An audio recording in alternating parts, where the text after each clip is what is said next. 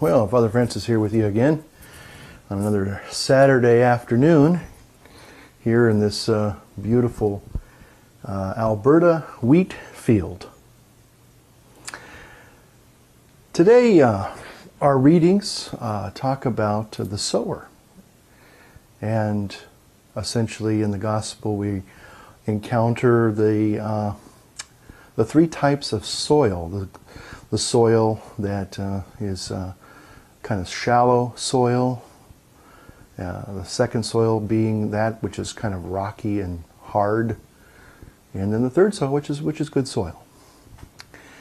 And when I look at beautiful fields like that, I have to remember a wonderful songwriter by the name of Stan Rogers, and he has a wonderful legacy of wonderful songs, wonderful lyrics. And he lived up in Canada. He was born in Hamilton, Alberta. And he wrote a lot of wonderful songs. Unfortunately, tragically, he was killed, I think, in 1983 in a Air Canada airplane fire. I guess the plane was either taxiing and it caught fire, something in the luggage. And he died of smoke inhalation, which is very tragic. He was 33 years old and just a great songwriter. I became aware of his music when I was in Minnesota for a couple seasons, and it was just wonderful listening to Stan Rogers' songs on Minnesota Public Radio. But one of his songs was about the field behind the plow. And he was talking about,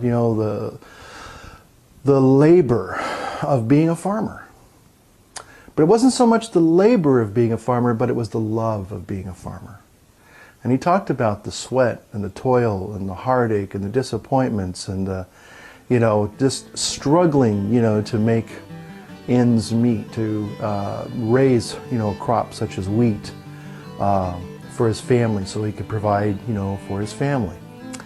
And it's a very evocative song, and I wish I had, the ability to really play it in context with our Mass video.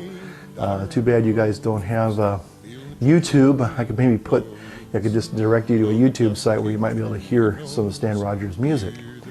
But anyway, just a great songwriter, and the lyrics were just wonderful. And he wrote and did his own lyrics and his own music, and he performed. Great guy. But again, it reminded me of the beauty of being somebody who was, if you will, wedded to the land. The land is a very evocative thing. We draw our sustenance from, the soil. And Jesus knew that. Jesus knew that, and that's why he used these parables, because the people knew what it meant. Now, in recent years, there has been a reinterpretation of Matthew's Gospel, the section where Jesus talks about the three types of soil. And some priests have been very critical in saying, traditionally we used to recognize that as the three soils, meaning us, the condition of our souls and our hearts to receive the seed of God. And some people have come out now and have violently said that's not what it means. And I think part of the reason why is because they feel that it's not egalitarian, it's not democratic enough. It's like, well, you can't help it if you don't have certain things. And that's the attitude in our life today and in the life of the church, is that, well, we want to make everything just on an even level playing field for everybody, so everybody has equal access to everything. Well, that's not real life. And we do recognize that there are times that the soil is going to be it's going to be a shallow soil, and it's only going to produce just enough growth. And then when the sun comes up, and when it gets as hot as it is here right now in my little studio, it's pretty warm because it's 100 degrees outside, and it's going to be another 100-degree day today. But the reality is that if it's shallow, it's not going to mature and bring forth fruit. If it is in rocky soil, where Jesus talks about, the cares of the world, the fears of the world. Some people, when everything's great, it's great being a Christian. It's wonderful. I love to go and, go to Bible study, I love to go to church, I love to go to Mass, and everything's hunky-dory. But when we have problems, that's when we begin to really see how deep our roots are. And some of us, sad to say, we allow the circumstances in our lives to discourage us to the point where we quit. We just say, that's enough, I'm out of here, like a lot of farmers. Again, the song, The Field Behind the Plow, Stan Rogers talks about the reality of some people can't hack it in farming, because it is hard. It's hard for a reason, though, and I want to get to that in just a minute. And then finally, we do have the good soil, the soil that bears forth, all these wonderful, abundance of harvest. Now, the reason why I guess I think along the traditional lines is simply because of this.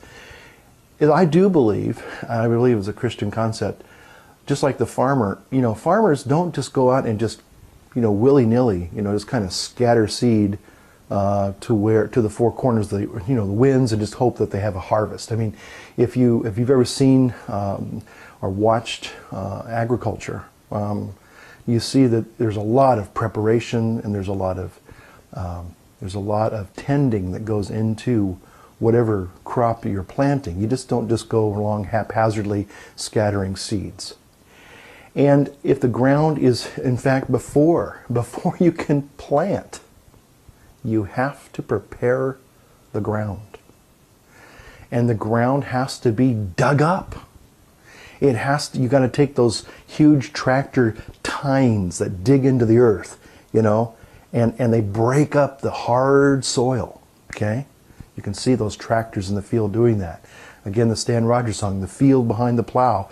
The field is just an open ground, and it doesn't become a real field for sowing until the farmer gets in there and breaks up the hard ground from the winter.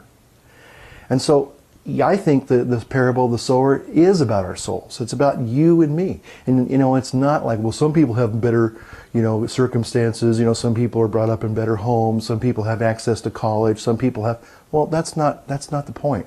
The point is, what are you and what am I doing with the soil that God gives us? Okay? So the point of the parable is that anyone can be a sower actually God's the sower, but all of us are soil. We're ready. We make ourselves ready. We cooperate with grace. See, that's a Catholic concept. Some people say, well, but for the grace of God, there go I. Well, some people think, well, that's even a kind of a very insensitive statement to make because, well, some people obviously didn't have the grace of God. Well, no, that's not true. Everyone has the grace of God, but it's how you and I respond to that grace. And so, my friends, today that's what the message is. You don't have to be content with being shallow soil. If your soil is a little shallow, you can dig deeper. Put those tractor tines in there and dig up the coldness of your heart, those hard places in your soul, so that it can receive the soil. And when rocks come, farmers, if you ever watched a farmer or anybody who works a field, not just every year, but every time they go out to kind of look at the field, they're always picking up rocks. It's like, where did this rock come from? Because there's always going to be rocks in the field. No matter how thorough you go through, somehow rocks get kicked up, and that's the part of the maintenance of the field, the tendings of the field. You got to go in and you got to do a lot of maintenance to keep the field, a true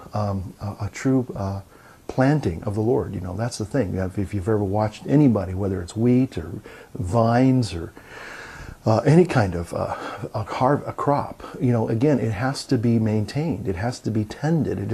It's not happenstance. And there's a lot of work. See, that's why I like that Stan Rogers song. I'm going to see if I can play it at the bottom, of my little soundtrack.